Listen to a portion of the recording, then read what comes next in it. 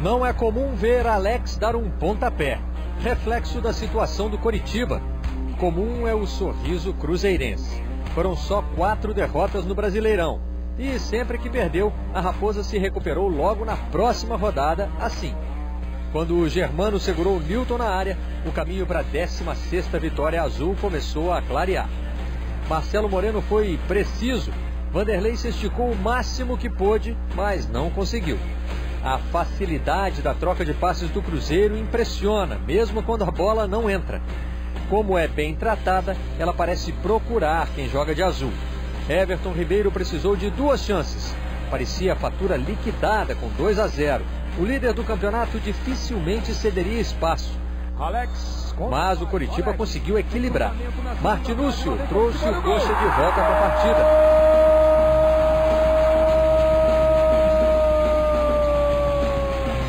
Só não veio o empate porque o Cruzeiro tem um grande goleiro. Fábio! Zelov se colocou muito bem, mas cabeceou no meio do gol. O Coritiba ainda saiu reclamando de um pênalti de Ceará em Zelov. Pênalti para o Coritiba não marcado. Pênalti parecido com o do Germano no Newton na primeira etapa. Foi seguro o Zelov. A derrota mantém o Coxa no Z4.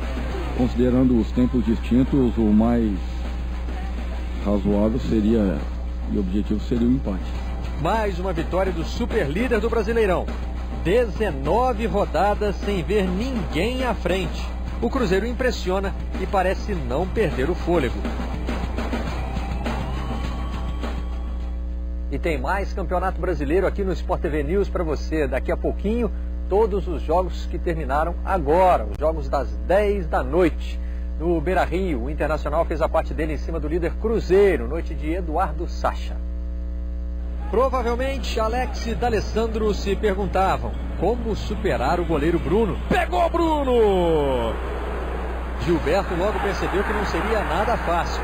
E quando Alex tentou, viu que além de inspirado, Bruno estava com sorte. Tremeu a casinha do Bruno. Que pancada do Alex! Depois desse milagre na cabeçada de Rafael Moura, parecia que não teria mesmo jeito. Sensacional o goleiro Bruno! Parecia. O passe milimétrico de Fabrício para Arangues foi fatal. Bola no meio, olha a chance! Gol do Internacional! E quando parecia que estava tudo sob controle, eles fizeram uma boa jogada ali pela esquerda e conseguiram a infiltração com o Arangues, que foi feliz na finalização. Bruno. E depois desse lance, a situação do Criciúma ficou mesmo fora de controle. A falha bizarra de Alex acabou virando o segundo gol do Inter nos pés de Eduardo Sacha. Olha o Alex, errou! Sacha! Gol!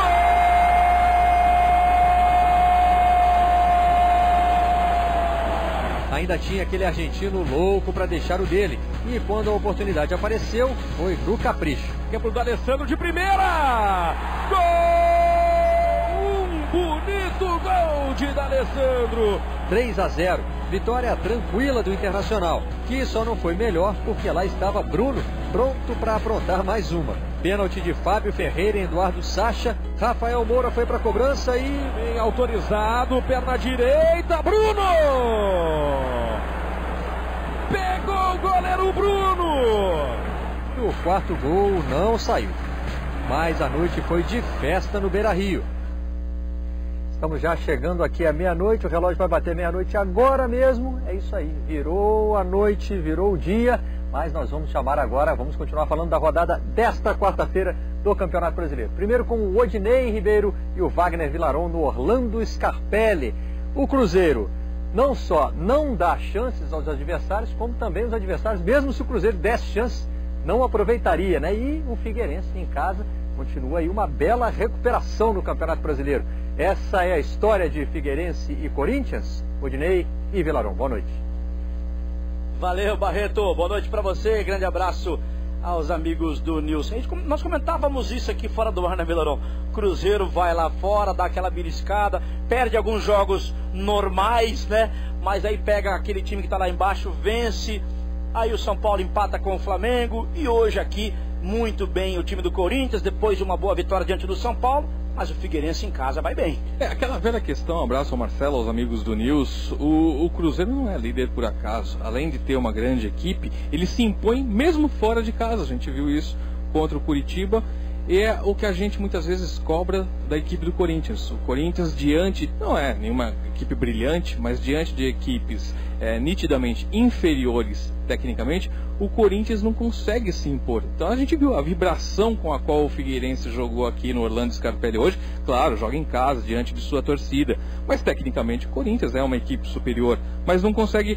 Parece que o Corinthians, Marcelo, amigos do News, o Corinthians ele não se mostra incomodado com a falta de gols, com a falta, com o empate. O Figueirense, por outro lado, não. Mesmo com limitações técnicas, tentou se impor o tempo todo. Ô Vilarão, Cássio, monstro nessa jogada. O Cássio no primeiro tempo foi muito bem. É o que dá a noção da diferença de comportamento do Figueirense para o Corinthians. Agora, no segundo tempo, convenhamos, Odinei, daqui a pouco a gente vai acompanhar aí o lance do gol do Marcão, do Figueirense.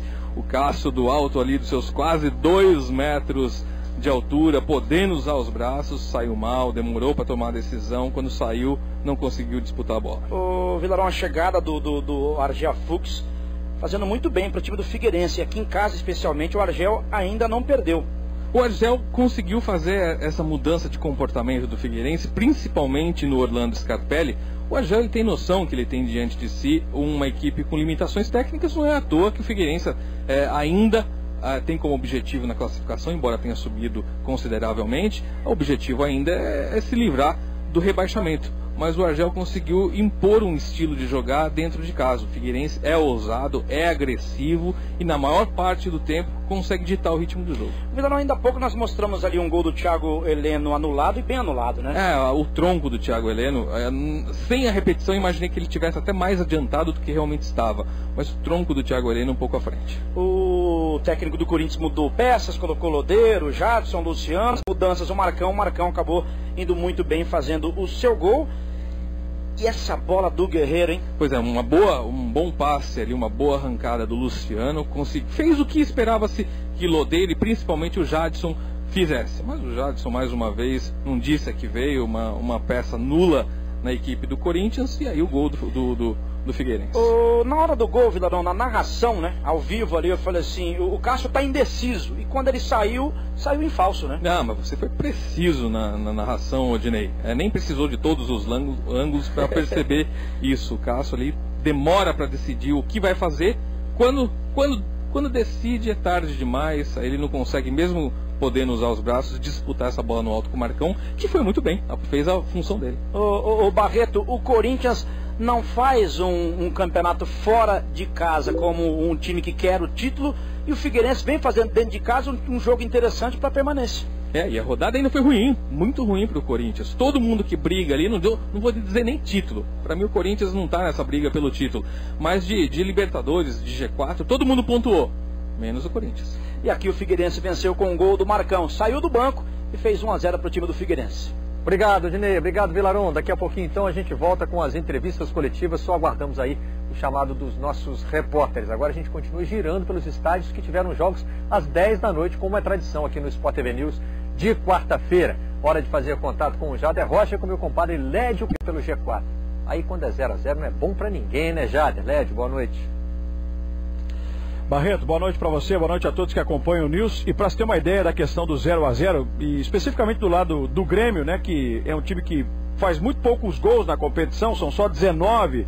É bem verdade que sofre poucos também, são 14, melhor defesa, mas foi o 7º 0-0 do Grêmio no Campeonato Brasileiro. Só que esse 0-0 talvez tenha um outro significado, Lédio, porque esse pontinho recoloca o Grêmio no G4 nessa briga particular com o Corinthians, que hoje perdeu, e o Grêmio hoje pôde comemorar o ponto, estava dentro do previsto pelo técnico Luiz Felipe Scolari. Exatamente. Olá, Barreto.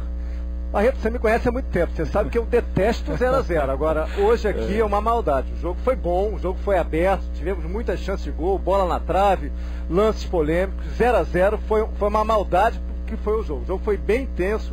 O Grêmio acho que foi um time melhor que o Fluminense, principalmente no primeiro tempo. O Fluminense cresceu no segundo tempo, melhorou, mas 0-0 hoje seria o último resultado que essa partida merecia. Questão do capricho, do último toque, do passe final, da conclusão, né, Léo? São o resultado acaba refletindo muito os problemas ofensivos dos dois times. O Fluminense é um time lento, como o próprio Fred admite, Rafael Sobis admite. O Fluminense não tem jogadas de velocidade. Melhorou com o Kennedy, mas um time lento, um time travado que não consegue se expandir dentro de campo. E o Grêmio é um time que consegue criar jogadas, é um time moderno, um time com muita movimentação, mas que erra muito o último passe e erra muito as finalizações, as oportunidades de gol que cria. O Grêmio não sabe fazer gol.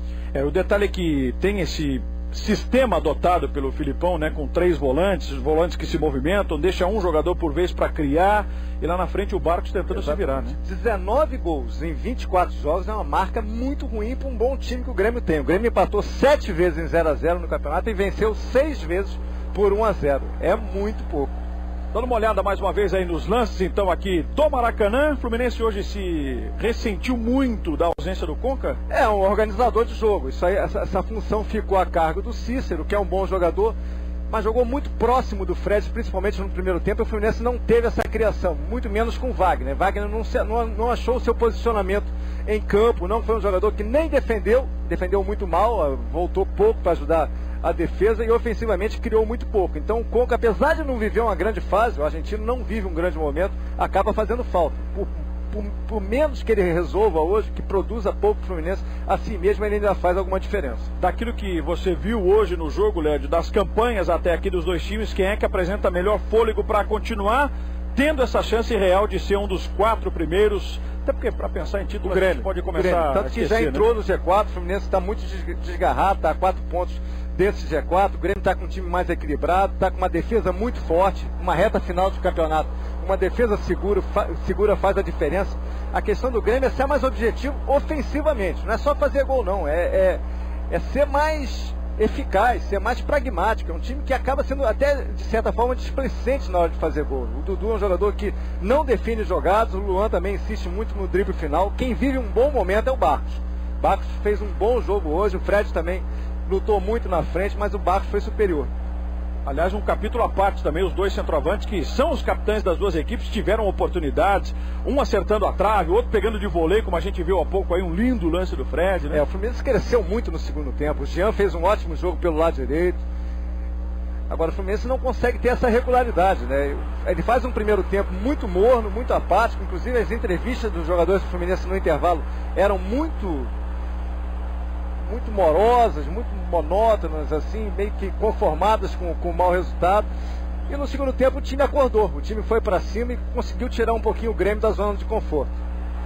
Pra você ter uma ideia, a gente viu ali o Marcelo Groy, né, mais uma vez salvando o Grêmio. Ele atinge 719 minutos, se eu estou correto nas minhas contas. Com os acréscimos, né? 719 minutos. Isso. São 7 jogos sem levar gol. É uma marca impressionante coisa, né? De um goleiro que é muito bom. Você me perguntou durante a transmissão se o Marcelo Groy poderia ser goleiro de seleção brasileira. Eu diria que já pode ser. Como o Diego Cavalieri também pode voltar. A gente acabou de ver uma grande defesa dele no chute do Barcos.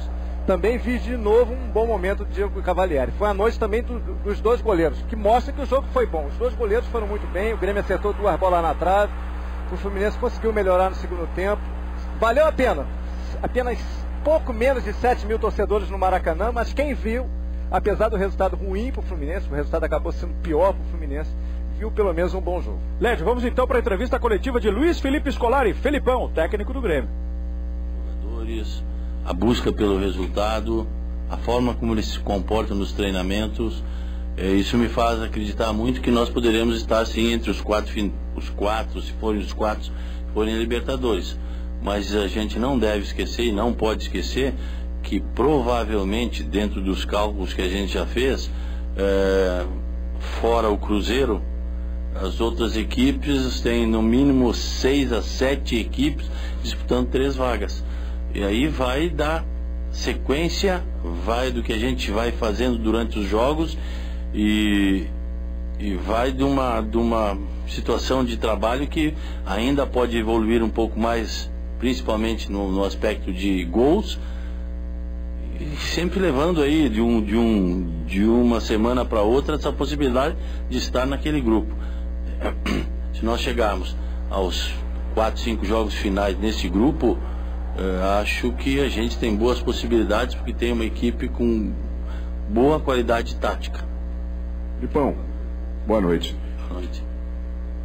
Se eu não estou enganado, hoje já é o 7º jogo que o Grêmio não toma gol. Mais de 700 minutos, 717 que o Marcelo Grêmio não sofre gols.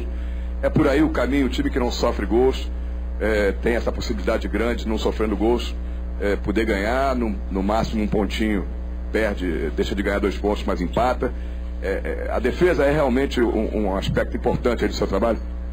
É um aspecto importante porque eles entenderam como se comportar da forma defensiva, como todos os jogadores devem estar em campo para que a gente tenha menos possibilidades de sofrer esses gols, e a gente vem cumprindo, os jogadores vêm cumprindo com essa parte.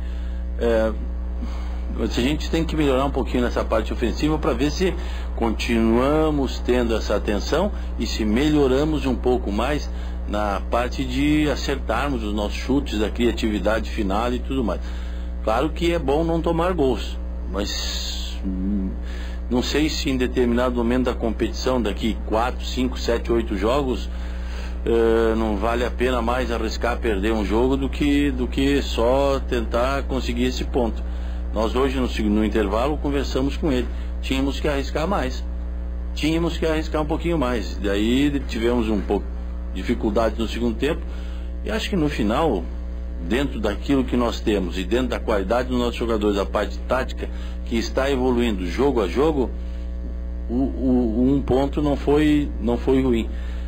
Mas não é só pela defesa que a gente vai classificar, não. Vai ter que classificar também pelos gols que a gente tem que fazer.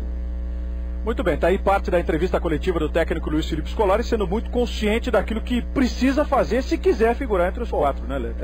Foi perfeito. Nesse trecho da entrevista coletiva ele foi perfeito, inclusive no termo que ele usa. O Grêmio é um time com muita qualidade tática, o que deixa implícito que o time tem problemas para resolver seus lances ofensivos. Agora, taticamente é um time muito importante, um time que sabe fazer a recomposição defensiva e chega com velocidade na frente, só não define. Pois é, Barreto, e o Grêmio que vai mais uma vez jogar aqui no Rio de Janeiro na próxima rodada, né? Domingo, 4 da tarde, vai encarar o Botafogo, que está numa situação desesperadora na competição, enquanto que o Fluminense vai ter o São Paulo, é outro jogo complicado para o Fluminense, sábado, 9 da noite, lá no Morumbi, meu caro Barreto. Ok, Jada, obrigado a você, obrigado ao LED, a gente fica na expectativa do chamado aí para outra entrevista coletiva, ainda vai falar o Cristóvão, né? E o Grêmio acumula mais um jogo sem perder no Rio de Janeiro. A gente mostrou aqui no Sport TV News essa sequência do tricolor sem derrota no Rio. Daqui a pouquinho tem a tabela completa do Campeonato Brasileiro para você, mostrando que o G4 vai mudar ao fim dessa rodada. O Corinthians já saiu, agora o Atlético ainda pode entrar no lugar do Grêmio, dependendo dos resultados de amanhã. E teve mudança também de posição dentro do G4.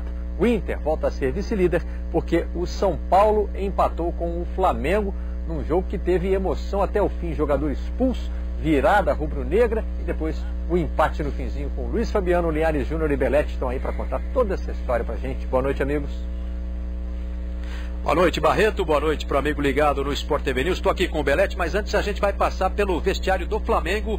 O técnico Vanderlei Luxemburgo está falando e deve reclamar muito da arbitragem. Vamos acompanhar. O problema é que a arbitragem, há muitos anos, eu não vejo uma arbitragem tão comprometedora dentro do jogo de futebol como foi a de hoje. Não é a questão do árbitro, é a questão da equipe como um todo. É uma vergonha, há muito tempo eu não vejo. Você vai para casa hoje, você vai falar assim, meu Deus, que futebol que foi esse aí? Futebol, eu tentei tirar vantagem da expulsão do Michel Bastos, botei o time mais para frente, fiz umas coisas que tinha que fazer. É a interpretação do árbitro na penalidade máxima, 2 metros fora da área. A primeira penalidade meio que, mais ou menos, mas segundo a maioria não foi pênalti. O impedimento do Canteiros que ele deu, um absurdo impedimento que ele deu do Canteiros. Aí você vai pegando, aí eu pensando assim, pensando no jogo, a mão do Cáceres, eles estão fazendo assim, terceiro cartão do Cáceres. Alex falou assim, eu quero jogo de futebol, eu quero ganhar o jogo. E o Rogério tentando fazer, ele falou, deu o terceiro cartão para o Alex. Então eu estou sem o Canteiros e sem o Alex para o próximo jogo. O Canteiros, o Cáceres e o Alex para o próximo jogo, aonde não teve absolutamente nada. O do Cáceres pode ser porque estão aplicando um monte de tudo quanto é lá, mas tudo bem. Mas o do Alex é brincadeira. Então o que me surpreende hoje e que você vai para casa revoltado, não tem nada a ver com o Muricy, com o São Paulo, com os jogadores do São Paulo, nada a ver. Eles fizeram a parte deles. Você vai revoltado porque não pode, esse cara não pode mais apitar até o final do ano. Tem que ter uma situação bem séria para poder não cometer tantos erros. Fique bem claro, não estou falando aqui de roubo, estou falando de erros num jogo onde tem uma interferência muito grande no resultado. Isso não pode existir. Ele tem que ter responsabilidade. A comissão de arbitragem tem que ter responsabilidade numa situação dessa. Porque você não pode jogar da forma como nós jogamos, buscar o jogo, jogar contra o adversário, na casa do adversário, que é um adversário forte, difícil de ser batido. Você consegue criar as situações para você envolver o adversário, buscar o resultado, aí vem uma arbitragem que te traz o prejuízo que te trouxe do jogo. E eu queria falar uma coisa aqui, que eu vou falar o nome da pessoa, é meu amigo pessoal, de muitos e muitos anos, tá certo? Eu quero ver o comentário do Arnaldo agora, onde tem 40 pontos de audiência, para falar que o Flamengo vem sendo favorecido com sequência de erros a favor do Flamengo. Então eu quero ver qual vai ser o comentário do Arnaldo, porque pegar 40 pontos de audiência e falar que o Flamengo está sendo favorecido dentro de uma situação de futebol é complicado. Então o cara tem que ter uma coerência nisso aí. Eu acho que os erros, eu fiquei espantado que hoje foram muitos erros. Os erros não existe favorecimento para ninguém. Os erros estão acontecendo pela qualidade da arbitragem. E não porque os caras estão premeditados e querendo favorecer fulano, beltrano, ciclano. Mas que o Flamengo foi favorecido, não. O Flamengo teve o benefício de penalidade a favor e também teve contra. Outros clubes também teve o benefício de penalidade a favor e penalidade contra. Isso é que tem que ficar bem claro. Não pode começar a falar que o Flamengo tem muita pênalti contra o Flamengo. Aí como é que vai ser? Acho que tem que ter muita calma. Eu estou chateado, mas muito chateado, mas quero que fique bem claro. Isentar o São Paulo de qualquer situação em relação à arbitragem. São Paulo só jogou futebol. Vanderlei. Então tá aí o Vanderlei Luxemburgo falando da arbitragem, né? Foi o ponto principal do jogo aqui, Belete. A gente já viu alguns lances da partida. O São Paulo teve um pênalti no primeiro tempo do Márcio Araújo no Alexandre Pato. Depois um pênalti numa bola que tocou na mão do Samir fora da área. O árbitro deu pênalti. Teve a expulsão do Michel Bastos. O Flamengo reclamou muito de algumas faltas. A arbitragem foi realmente o centro das atenções do jogo aqui, Belete? Influenciou diretamente no resultado. 2-2, né? São Paulo e Flamengo. Dizer que influenciou diretamente no resultado é complicado, porque mesmo o pênalti que foi fora da área, falta, ele marcou dentro, consequentemente o pênalti o goleiro pegou, que foi o segundo do Rogério Ceni.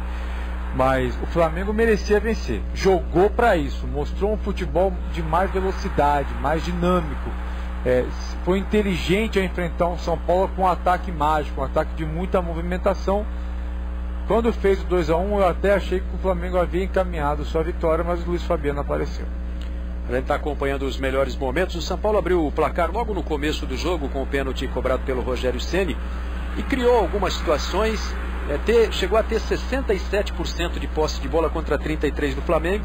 Aí foi dando campo para o Flamengo e o Flamengo foi crescendo no jogo e criando também as suas oportunidades até empatar e quase virar ainda no primeiro tempo com o Everton, que apareceu bem no jogo, Belete. Essa posse de bola do São Paulo, ela não se resumia em finalização. O Flamengo se postou muito bem defensivamente. Essa posse de bola, ela era no campo de ataque do São Paulo, mas não atravessava a intermediária.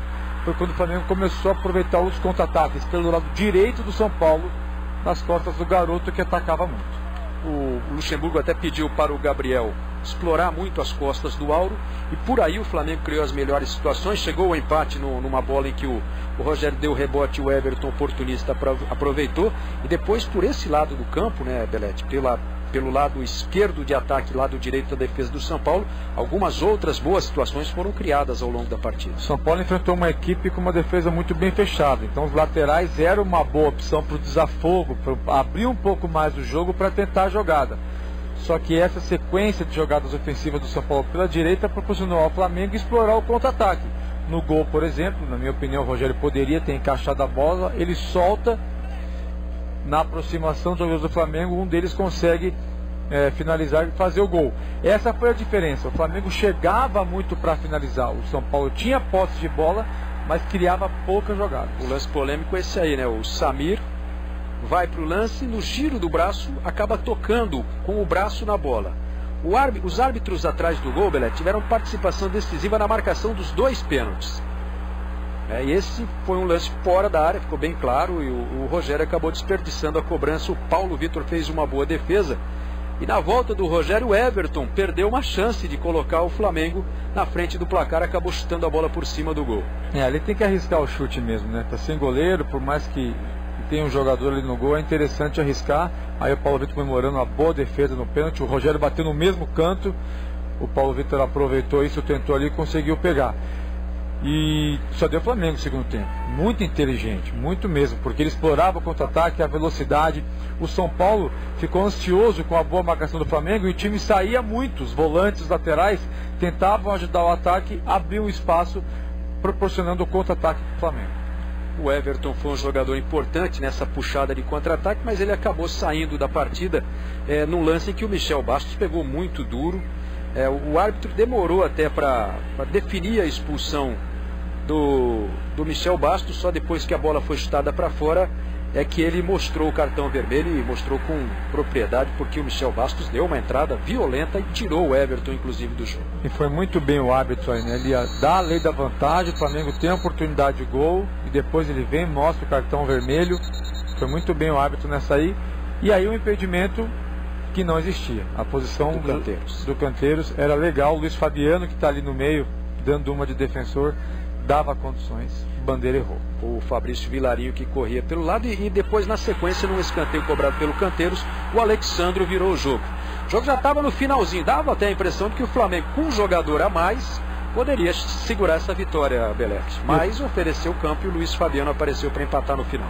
O São Paulo não faz aquela marcação homem a homem na área, dá espaço para o atacante pegar a velocidade, ele ganha impulsão com isso, com essa velocidade. Subiu muito bem o Alexandre, tempo de bola perfeito e finalizou melhor ainda.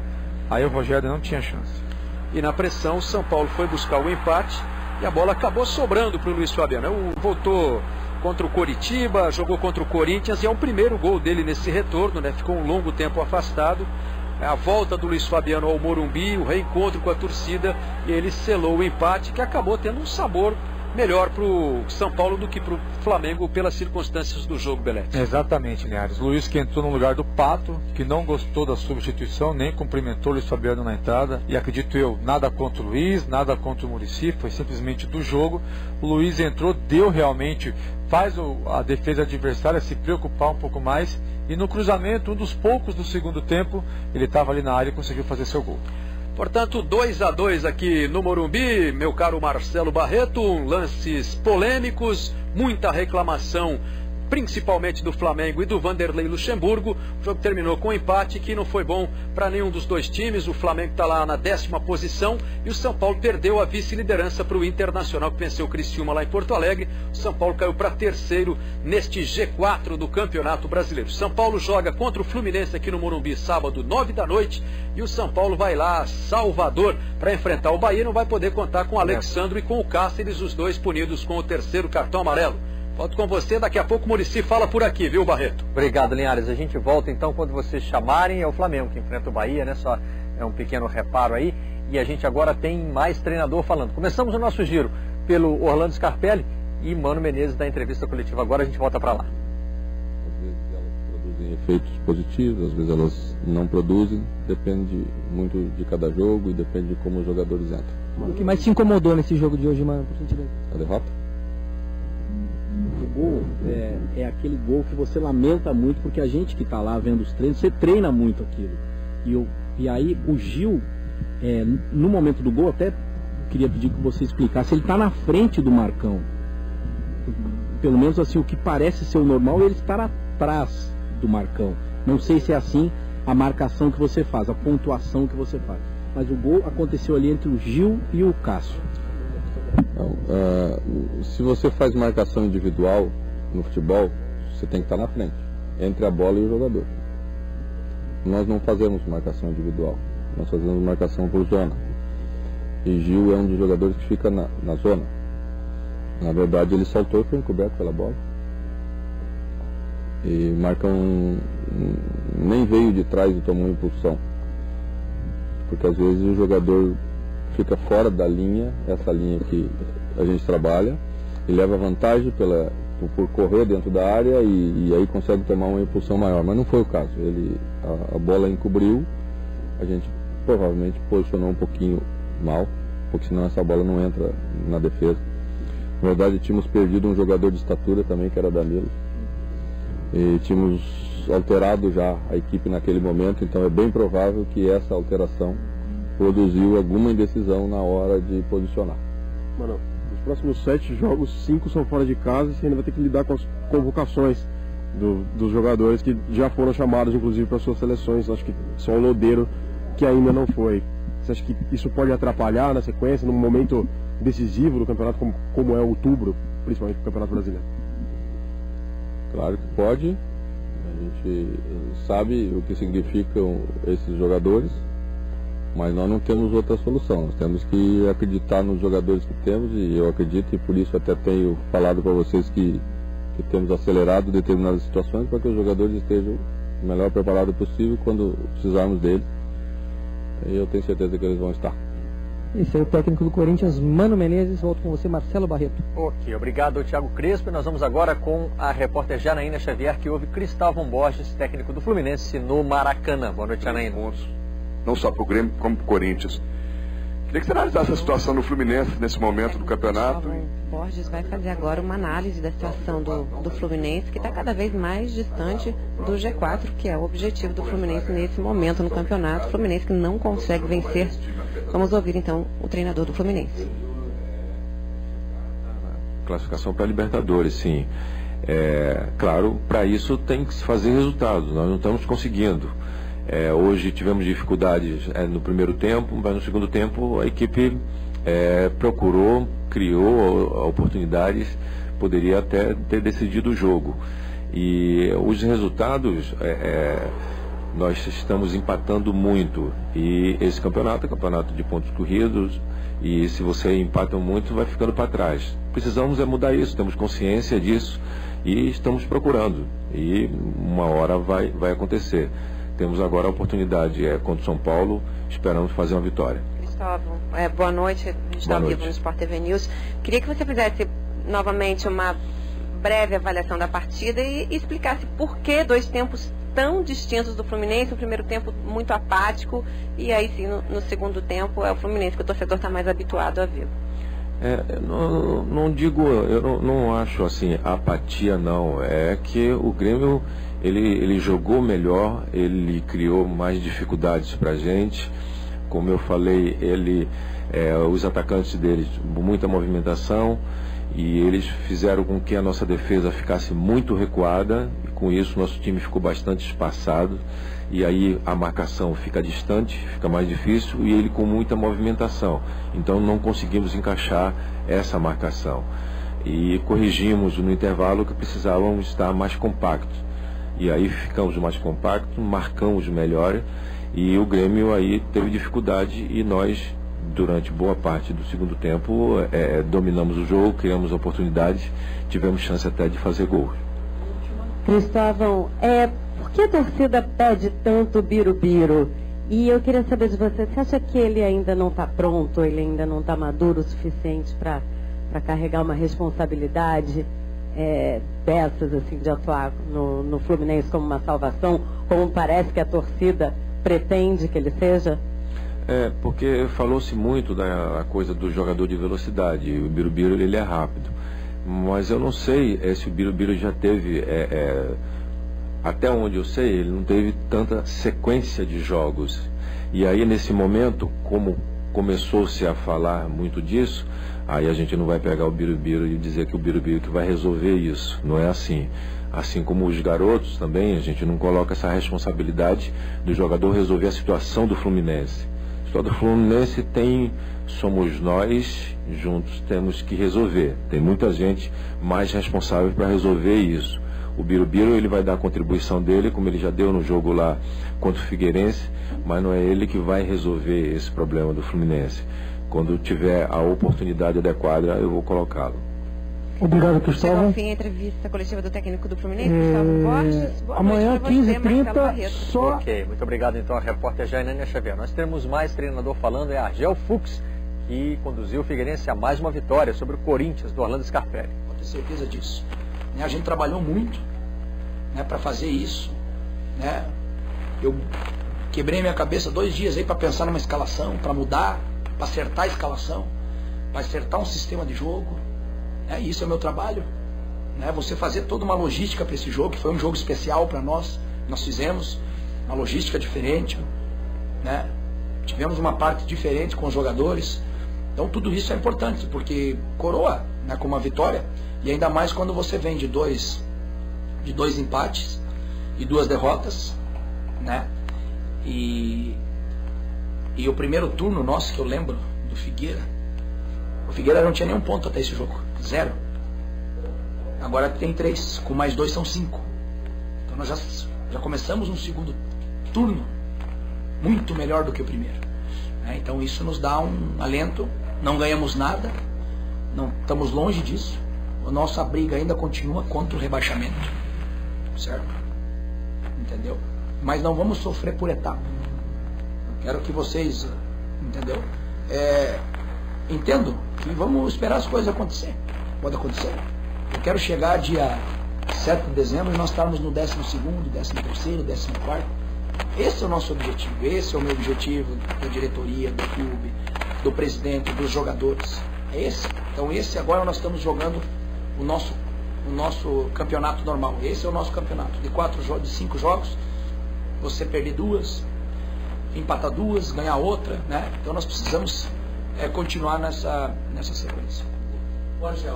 Daí o técnico do Figueirense, Argel Fux, você acompanhou um trecho da entrevista coletiva, e os nossos repórteres também estão posicionados na saída dos jogadores, esperando para falar. Nem sempre todos os jogadores falam, aliás, poucos jogadores falam com a imprensa, no que é chamado de zona mista, aquela região do estádio onde os repórteres podem aguardar a saída dos jogadores, e os que se dispõem a falar com a imprensa, a gente ouve aqui no Sport TV News. Deixa eu saber aqui se já está posicionado. Não, nós vamos fazer um rápido intervalo antes de... Tá bom, então daqui a pouquinho a gente vem com os nossos repórteres aí na zona mista. Agora é hora de um rápido intervalo. A gente volta com mais entrevistas coletivas. Muricy Ramalho ainda vai falar no Morumbi, a gente lembra para você. Tem mais gols pelo Campeonato Brasileiro. Bahia saiu do sufoco. O William Barbie entrou na área, limpou o cruzamento para a área. Olha o gol, Rafinha, na sobra Railan. Tá